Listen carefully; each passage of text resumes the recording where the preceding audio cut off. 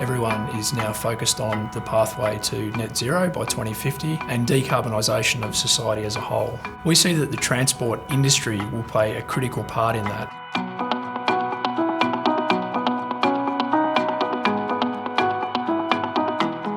Downer is the largest provider of urban services across Australia and New Zealand, and each and every day we help governments of all levels, federal, state and local, to build, maintain and service their critical infrastructure.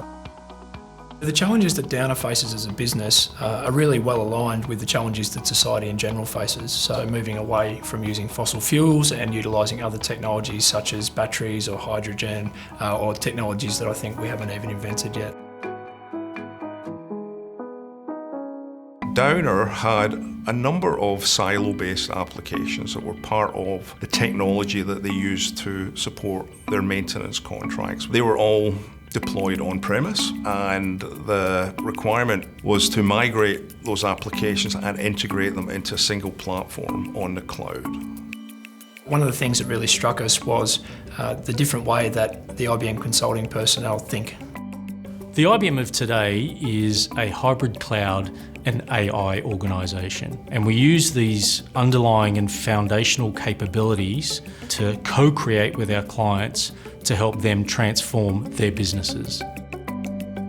What we have now is a whole suite of applications and services which we label Train DNA, the core of which is built around Maximo. We use the Maximo platform as our sort of one source of truth for all of the asset information and critical data that we keep on the entire train fleet. The Train DNA platform has played a critical part in enabling a huge performance benefit within our business. In our facility here at the Auburn Maintenance Centre, we've been able to effectively double the number of trains that we're able to maintain and do that with a 20% improvement in our efficiency.